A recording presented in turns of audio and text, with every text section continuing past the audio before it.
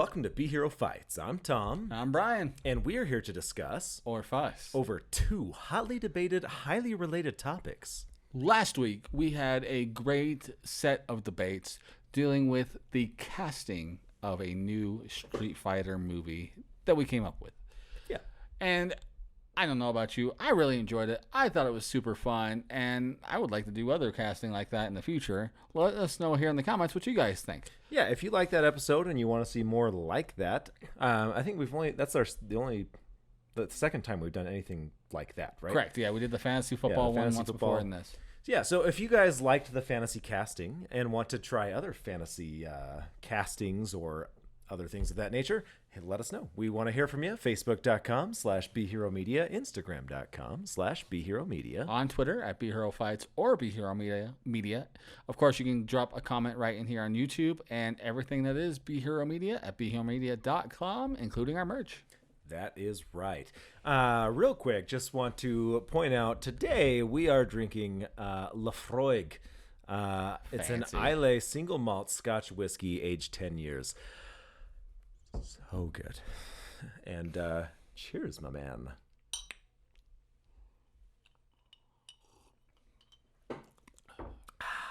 That's good. As you guys know, honestly, we're drinking in almost every episode anyway. Yeah. We just figured, why not tell you guys what we're drinking? We're not sponsored by any of these companies. We're not getting any money off of it. Obviously, drink responsibly. We're just having a good time, and we want to let you know what the drink of choice is today. And today it is Lafroig. Great, very peaty Scotch, and I'm a fan. I agree. So, I'm a fan of it. And it kind of ties in well for the episode we're going with, I think. Because I don't know about you, but when I'm watching a fantastic horror movie, I want a good Scotch or whiskey to drink with me. Yep. And today's episode that we're doing is who is the more influential horror director? Yeah, so we'll be discussing two wonderful gentlemen that gave us some of the most iconic films and stories and franchises that we have in horror today. May they both rest in peace. We are going to be discussing George A. Romero versus Wes Craven. That's right.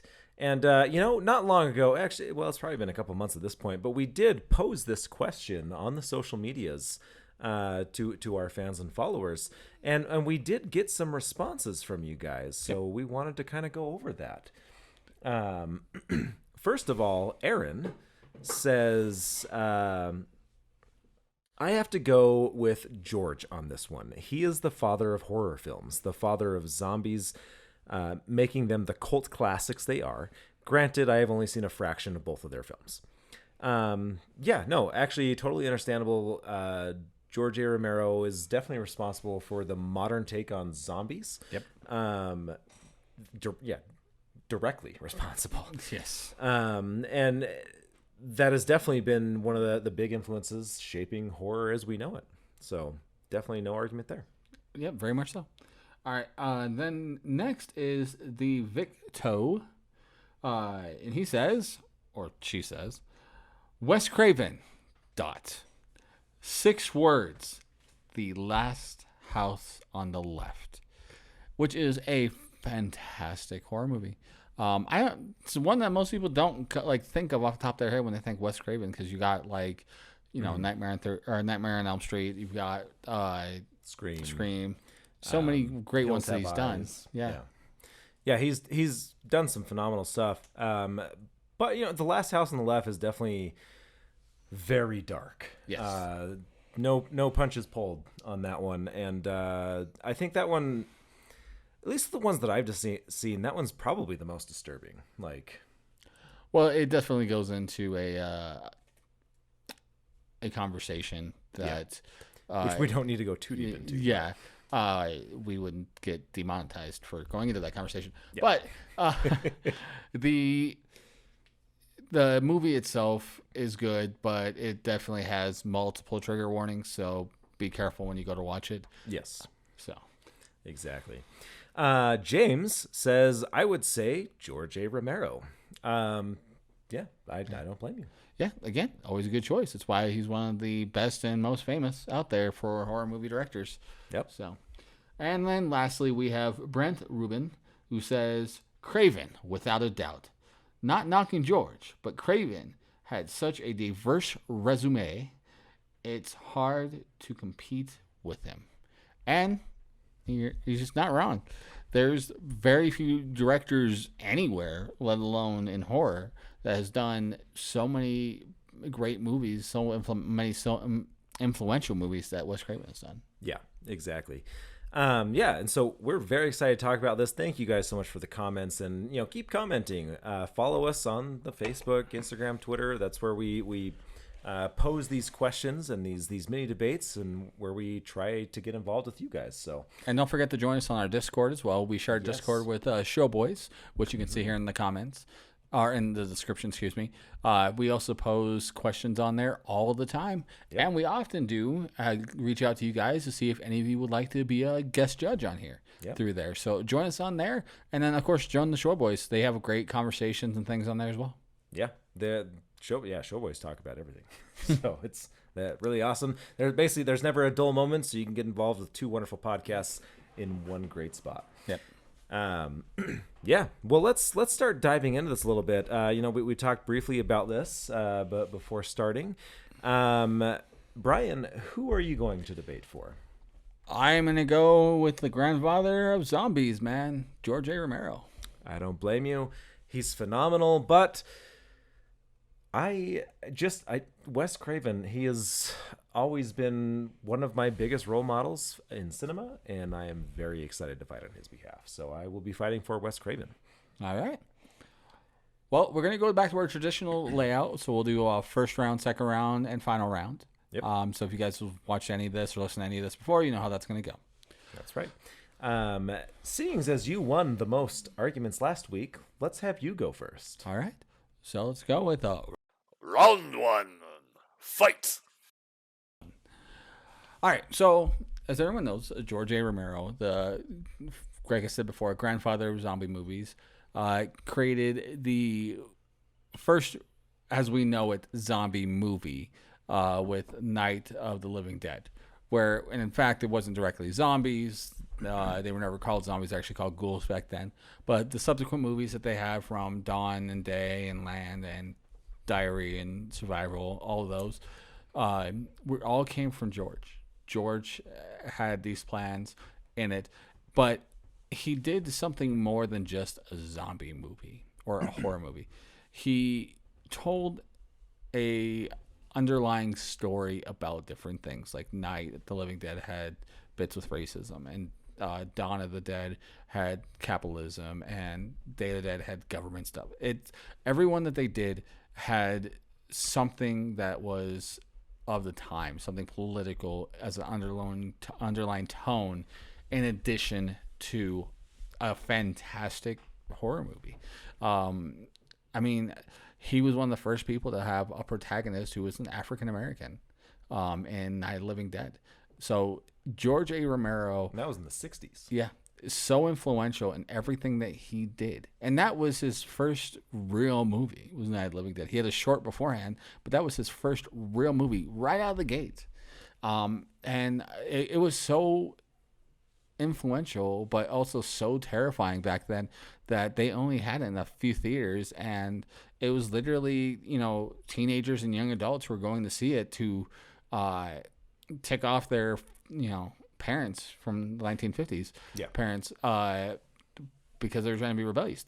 Like the government was even trying to put this movie out. So, it almost got banned. Yeah, George was able to do so much with so little. He's just an amazing director. I think the most influential. He created a genre of horror movie. Yeah, you're not wrong there, and I love and adore George Romero. So I'm talking about Wes Craven. Wes Craven, for those that don't know, if you don't know, why are you here? Right. Wes Craven, definitely, arguably the only person that could keep up with George A. Romero for his influence in the horror genre. Wes Craven, of course, created Nightmare on Elm Street. Yeah. Freddy Krueger, everyone's favorite dream master, dream horror icon. I love Freddy Krueger and that entire franchise. He also created The Last House on the Left, which we talked about before. He created The Hills Have Eyes, another fantastic franchise that was, that one and Nightmare on Elm Street were so influential that they were both rebooted. Yep. And not only that, but he was also a very aware director. Everything they did was trying to challenge the collective conscience at the time, if you will.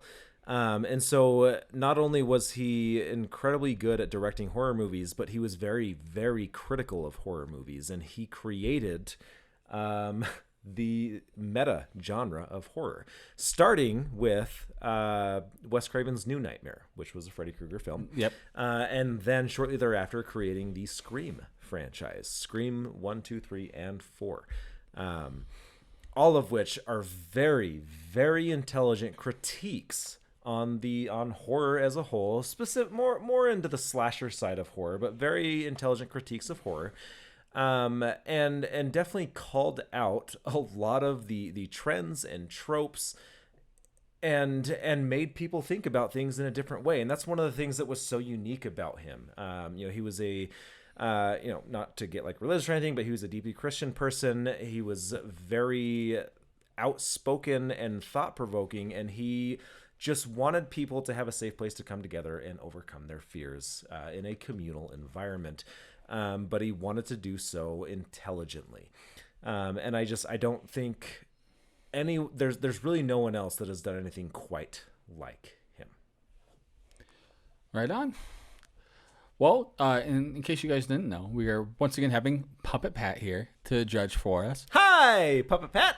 Hi, look, new hat. That's for you, Brian.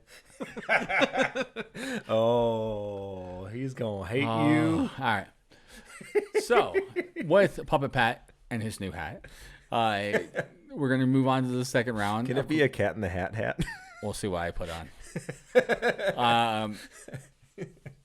For Puppet Pat, you're welcome to stop us at any point in time in the second round to ask questions or push forward the conversation. Round 2. Fight. All right. So let's go with talking about George A. Romero again and why he is more influential than Wes Craven. I'm not going to say better because they're both great in what they've done. Yes. There's no argument there. They are the pinnacle of their craft. Agreed. Like when you think of some of the best horror directors, they're usually within the top 5 because they are both so amazing and so influential. But I think the reason why I went with George on this one over Wes, which was the other option I was thinking about going with, was largely because of what George did with so little. Wes Craven had several other films and things he started working on and directing beforehand. George started off a genre right out of the gate with the zombie movie. He is most known, like when you think of a zombie movie, your brain jumps to George A. Romero. But if you think of a slasher movie, you've got Wes Craven, you've got Alfred Hitchcock, you've got John Carpenter. You have several other names you can think of when you think slasher, and largely what Wes Craven has done are slasher movies. Save Last House on the Left, they've all been some variant of a slasher movie. And don't get me wrong, I agree. He has like created the concept of the meta horror, where they realize they're in a horror movie or they are doing things tangentially that go against the traditions of a horror movie. He has done fantastic with those. But George set the standard for what a horror movie, let alone a zombie movie, could really be. You can make a fantastic story with an underlining story and still be all kinds of gory. If you look at a lot of movies that came out around the same time that Night of the Living Dead, as well as Dawn of the Dead came out, a lot of the B movies, as they would call them, no association with us. You should be though. You saw a lot of just straight nothing but gore movies, especially in the 70s. Yeah, grindhouse movies. Yeah, they're just nothing but gore and stuff like that. Frivolous. But George A. Romero didn't need to do those. He was able to get both. People who wanted to see a great story, but also wanted to see the gore from a grindhouse movie, and did that with his of the Living Dead movies that he did.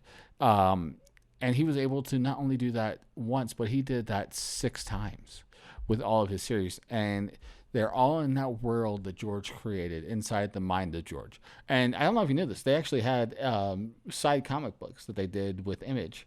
I think it was Image Comics or Vertigo, one of the two, that they did inside of the world of the Living Dead. It was called, I believe it's called The World of the Living Dead.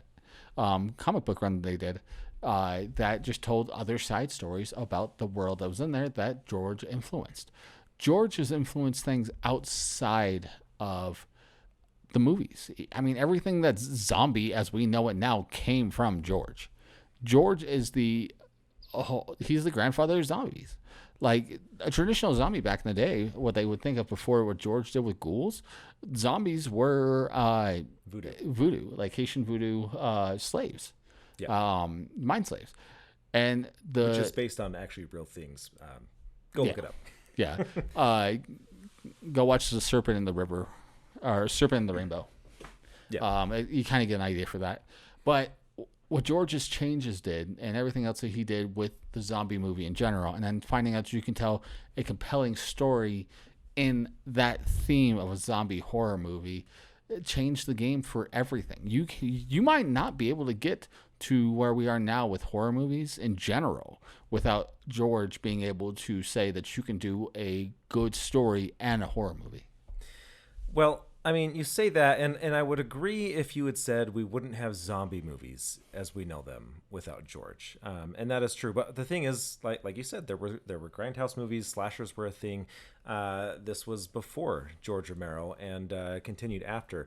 So this argument actually kind of reminds me of when we did the Metallica versus Slayer, and how my point was like, hey, Slayer stuck to their guns. They hit the political agenda, and they through their entire career made a point and stuck to it, whereas Metallica was able to change and adapt and grow in a sense. Not that I'm saying that George Romero didn't grow, but they were able to pivot and adapt. And that's what I think is kind of similar about this is George Romero really, like, yes, he has more than obviously that franchise of zombies. He did Creepshow, another fantastic franchise.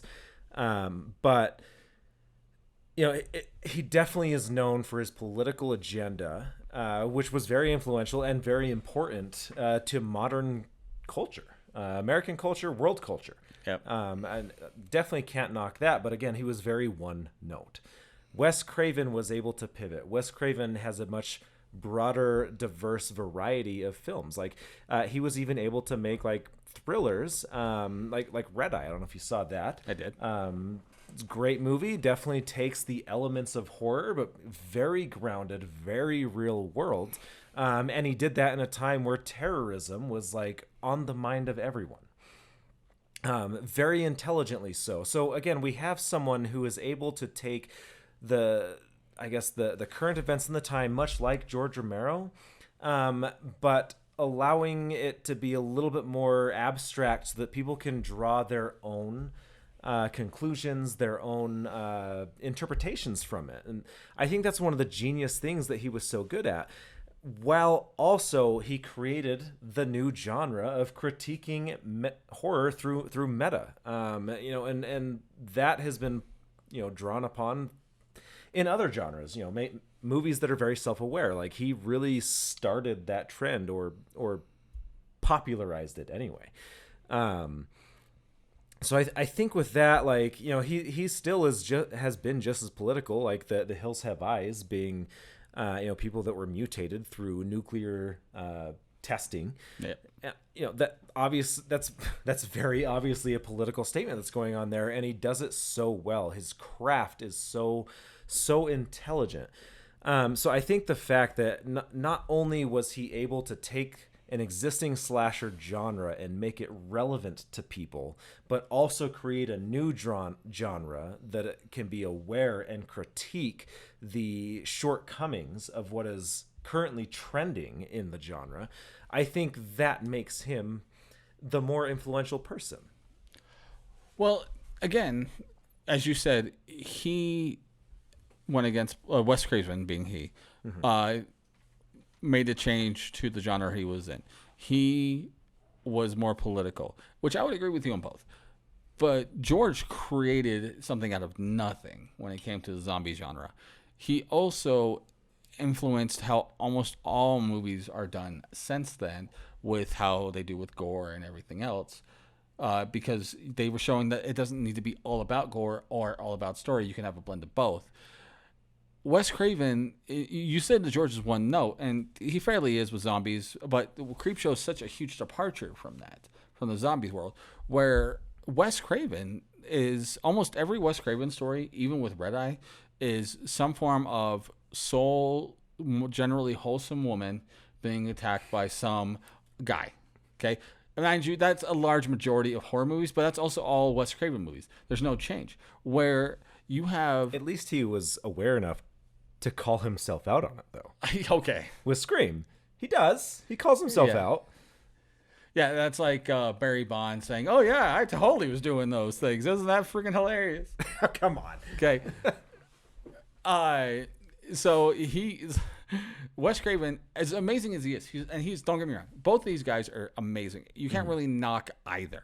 So it's kind of hard to argue one over the other. But I think when we think most influential, it's a mixture of who has done more and who was done first. And George did more by creating a whole new genre. In fact, zombie movies have genres in the genre. Now, you can even get to saying that there are shared genres of zombie movies with other things. I mean, look at comics. Marvel zombies. Or Deceased, with DC doing their zombie run just recently. All because of George. Right? And that's expanding outside of movies. George also did it first. George did it in the 60s. And he did it right out of the gate with his first movie. I mean, the only problem I have with that argument is, like, it's assuming a lot. That would be like me assuming that Marvel decided to make Deadpool able to break the fourth wall and be meta because Wes Craven did that in Scream. Like, that is a stretch of an assumption, right? Would you agree that the Deadpool coming from Scream? No, to be fair, it's a stretch. I would say more of Deadpool with Ferris Bueller's Day Off, because that's more canon to fourth wall breaking. And he didn't create the zombie as we know it. Like, he didn't create the fourth wall breaking. But again, the zombie as we know it was a ghoul. It was just rebranded. So yes, like, he rebranded ghouls to zombies and started that. But what Wes Craven did, like, well, Wes Craven, you say the name Freddy Krueger, and 5-year-olds that don't even know what horror is know who Freddy Krueger is. My kids know who Freddy Krueger is, and I didn't even tell them. I did. I might have. That's what I thought. Seriously, everyone knows Freddy Krueger. Like, he is arguably, Freddy and Jason are easily the two most iconic. Jason not being relevant to this argument, but, like, he created one of the two most iconic horror entities known. See, you can't say that with horror entities, because I would say zombies are in there as much as anything else, and that's solely George. It's not solely George, though. No, it is, for the sheer fact that ghouls, if you look up the literature, ghouls, like, if you get bit by a ghoul, you don't turn into a ghoul. Okay? They just eat you. But zombies, being bit by a zombie and becoming a zombie is a George idea, which everybody does now in zombie movies. I mean, okay, so this is maybe not related, but zombies are kind of a stupid idea. They're not scary. There are bees. Zombies are bees. By themselves, a single zombie you can take out. They're not terribly terrifying. You can even run away from it. Their power is by their horde, like a bee. Okay, fine. But zombies will eventually rot. But also, their way of propagation is by biting people. Correct. Right? But the reason they bite people is because they're hungry, right? Correct. So if they bite someone, they're going to eat them. Attempt to, yes. No zombie. But when they die, they still come back. And in fact, that's what I was gonna say is, like, I don't know that George Romero, and internet, correct me if I'm wrong, but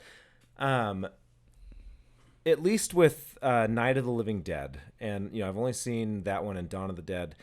I don't think it had anything to do with biting in those two. I think it was once you are dead, you come back. Correct. So the bite had nothing to do with it. Now in maybe the first he two did. movies, they did in the Day of the Dead when they go into the military base. They have a head in there, and one of the heads bite the doctor and turns him into a zombie inside the base. But did he come up with that idea? Day of the Dead. When did that come out? 70 something. Is maybe that the 80-something. one where they 85. have that lady who's running around naked the entire show? I hope so. Probably. It's I an have no 80s idea. horror movie. Like, and I then guess- she complains about her skin burning, and she puts on that shirt. I don't remember. How can you not? I feel like it would probably take too long for the sake of the arguments, on this episode, for me to like actually look up who invented biting being the transferal of it. Maybe it was him in that movie. Maybe it wasn't, though. And that's the thing, is like, I don't know. Do you actually know? Can you confirm right now without a shadow of a doubt that George A. Romero came up with the biting, like zombifying through a bite? I cannot say for sure that it was him. From my personal experience, the first time I know of any of that ever happening was from Day of the Dead, and it was specifically that scene I was talking about where one of the doctors gets turned after the zombie head which they were experimenting on bites him in the hand. That's the first time I know of that happening, and I believe that is the first time. I mean, I could be wrong, so please let us know. But I'm pretty sure that's either well known as the first time or it's well assumed as the first time. I'm just curious. When did Evil Dead 1 come out? Because that one also... Because Evil Dead 2 was 87. With the Deadites. Yeah, the Deadites, which are a variant of zombie. Oh my god! The volume is on my computer. What the heck? IMDb, I said Evil Dead. Look it up. 81. No, yeah, right there. 81. That's before. That's 4 years before your reference from George Romero. And it's possible that Sam Raimi created I guess it the is modern day possible, zombie. but So- as I understood it, Okay. that's how it was. Is George created for the zombies as that was the part of it. And I don't remember. I don't remember from the Day of the Dead. I do remember the random baby being born, the zombie from the Day of the Dead, Dawn of the Dead. Dawn of the Dead, which was odd. Admittedly, I've only seen Zack Snyder's Dawn of the Dead. Don't hate me. I don't remember if they had it in the original one or not, though. I feel like they did now that I think about it, because they have the guy who stays back after getting bitten, while the others run off. So maybe it is that one I'm thinking. But Internet, nevertheless, correct us. Help us. Let's move on from that he point. created a majority of the knowledge we know about zombies. Okay, that is solely zombies outside of the ghouls. I would say that he opened a public domain open source network, like a Linux system of zombies, if you will. We're nerds. So I think yes, he might have started it, but again, I think we're crediting a lot of things that kind of came to the genre that we know of now to him when he just opened the door. He created this public domain source for what we now know as zombies. Whereas again, Wes Craven, you can look at things like with just the concept of critiquing and being aware. Look at Cabin in the Woods. Yeah, that is very clearly inspired by Wes Craven's work. Obviously, Sam Raimi, it's inspired by a lot of things, but the entire point of that is to critique the current tropes and trends that are going on in horror. Which also has zombies and also has Clive Barker's Pinhead. Yeah, absolutely. It's all encompassing. But I think by Wes Craven was very on the nose with it, right? Wes Craven didn't do Cabin in the Woods, though. I know. Okay. I'm talking about Scream. Okay. Wes Craven was very on the nose with how he critiqued things with Scream. But I think that inspired people to be able to blend that in and be like, hey, look how ridiculous this is. We're still going to tell a good story, but we're going to we make Cabin in the Woods. We're going to tell a good story, but we're also going to call everyone out on their crap. Yeah, and I can see that again. But going back to being influential, one of the most things about being influential is learning from and copying some of the stuff that someone's done. And you mentioned earlier Zack Snyder. Zack Snyder did a remake of Dawn of the Dead. He also did Day of the Dead, Land of the Dead, and Army of the Dead. And then they're making a prequel to Army of the Dead now with one of the characters from Army of the Dead. I can't remember what it was called. I think it was like Before the Dead or something stupid like that. Yeah. But these are all things that are being done, influenced by George A. Romero. I mean, first of all, Wes Craven did Swamp Thing. So he also crossed into DC in comic books and was able to bring in the horror elements to one of the greatest campy DC movies ever made. But if you want to take that argument of just like, oh yeah, someone remade it, so it's influential. Yeah, well, people have remade the Last House on the Left, The Hills Have Eyes, and Nightmare on Elm Street. Yes, they've done one-offs on all of them. And Zach has been able to make several movies off of George. Has he? Are you sure? That's what I have to say about yeah, Zack Snyder. One director, though, like, lots of directors have pulled. One director has remade George Romero. Many have pulled from Wes Craven and remade his work. Well, and you can look at the other one. So there's what was the name of the movie? There's like a couple of ones that are very similar to Night of the Living Dead.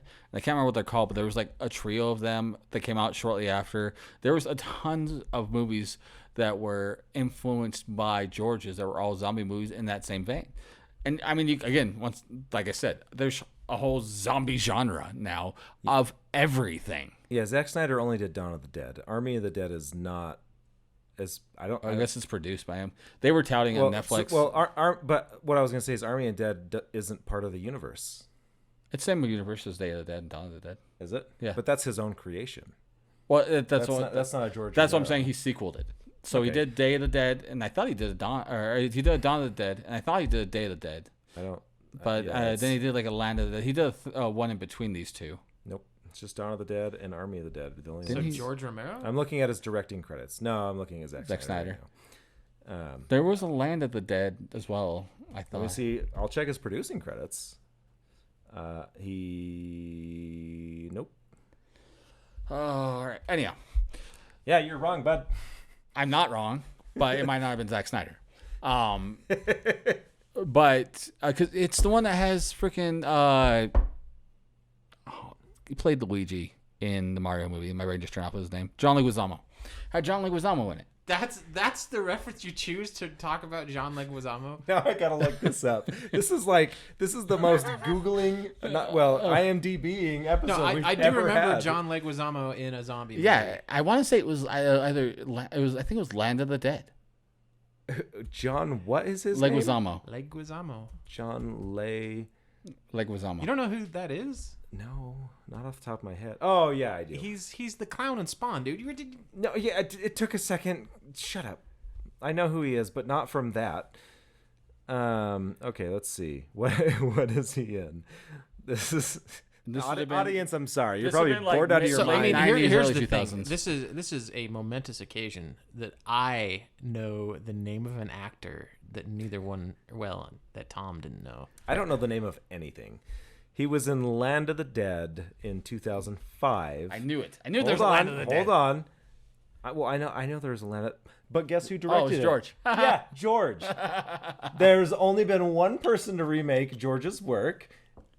Zack Snyder. Yeah. And Look, this is yes, not a good. And yes, Creepshow has been rebooted by Shudder. So to I that, think it's a series now. Yeah. Yeah.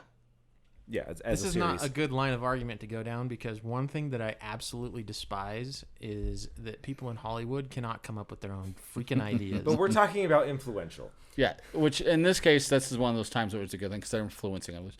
Which again, George has done well. Wes Craven has done as well. Well, didn't we have a conversation about being technically correct? Audience, you weren't here for that. Well, sure. Do you have a question before we move on to the final round? No. Okay. No, not really. All right. So, unless you got anything else, No, I think we're ready. Let's go to the final round. final thoughts then. Final round. Fight. I'm just gonna make it simple. George pretty much created a genre of everything where he came with zombies. Zombies are able to be a genre of movies, video games, comic books, books, everything. And that's almost solely to George being the creator of that with his first movie out. He's the one that helped influence, if not create, a lot of the concepts that came with what zombies are. Yeah, and while I understand that he created the space for zombies as we know them now, and also created Creepshow as a franchise, which is fantastic. Yes. Wes Craven has more franchises under his belt. He is heralded by everyone. So is George. Any of his, he's more known though.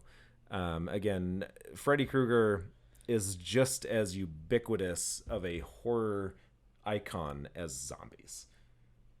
And that's his genius. But again, he also created the self-aware meta franchise as we know it today with Scream, with A New Nightmare. So I think his influence, he's got more work. I don't think that makes you more influential, but I think his influence spans. He was just as aware of the political narrative and times as George Romero. And so I think both of them are kind of a wash on that. George Romero, he created the space for zombies, but on top of that, Wes Craven created the space for the meta self-aware. And on top of that, he created Freddy Krueger.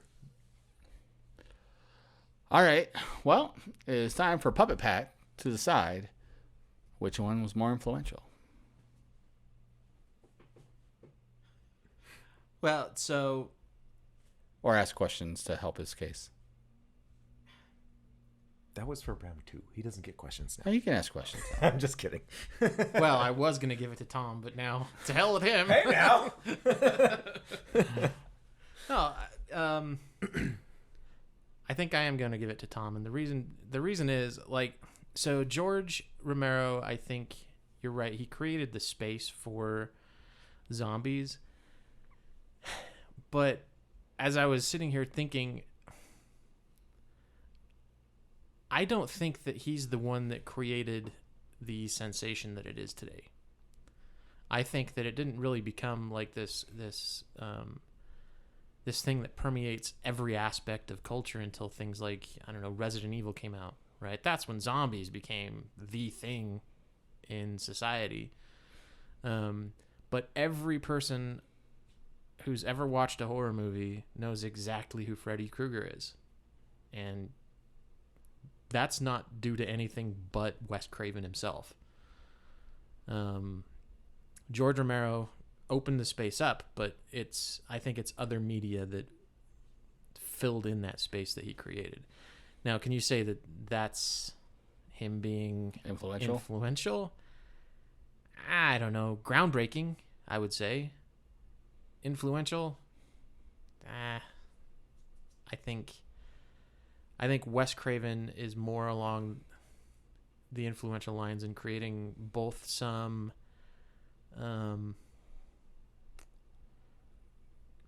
the space for it to grow into something out of his control, but also the character himself, Freddy Krueger, is iconic, and him introducing the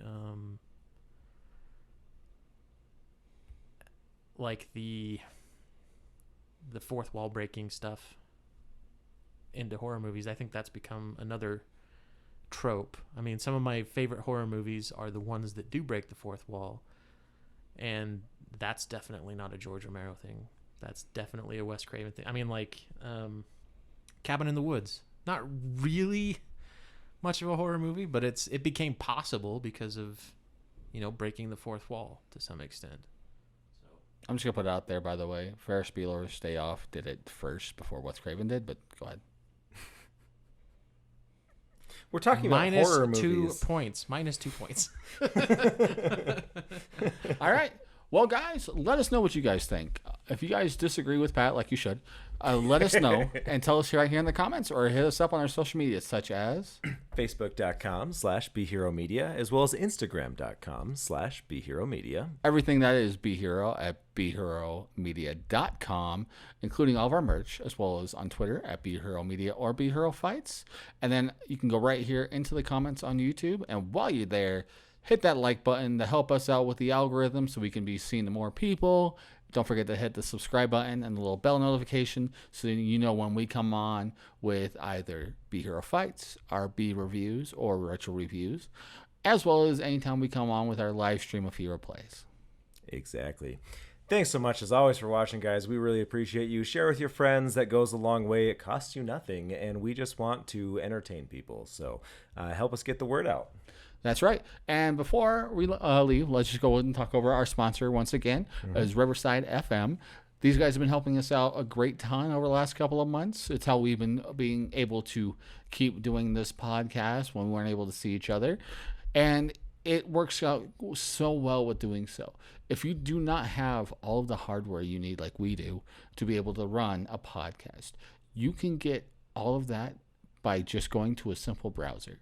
You go to Riverside FM, and they will, at that point, all you'll need is some kind of mic and a camera, and they will help you out with everything else. You stream right to any of the major ones like YouTube, Twitch, Facebook, anything, Twitter. They have options for all of those. They also have the ability of you recording and saving it without streaming it onto their platform, so you don't have to worry about having a great computer to manage all of that. You can edit on there and then post later with that stuff. They also have a soundboard, so you can put all your own music and videos and everything else up there as well, and add that in to your stuff. Riverside FM, they are fantastic and been a great sponsor for us. Go ahead and hit that link right inside of the description here to help us out here and start doing your own podcast with Riverside FM. All right, guys. Thanks again. We've had so much fun. If you want to get involved, we want to get you involved. Hit us up in our social medias. Join us on the Discord with the Show Boys. We're always talking. We host pictures of cosplay. We put our reviews up there. That is definitely the place where you can get the most up-to-date information. Everything that we do goes to Discord. And then we kind of divvy it up between the other social medias. That's right. So, guys, if there's nothing else... All right. Papa Pat? Nothing. All right. Side tangent real quick before I go to the ending. Last time Robert Englund played Freddy Krueger. Would have been Freddy vs. Jason. Nope. He was on an episode of The Goldbergs as Freddy Krueger. This last season. All right, guys. Touche. Again, you're technically correct.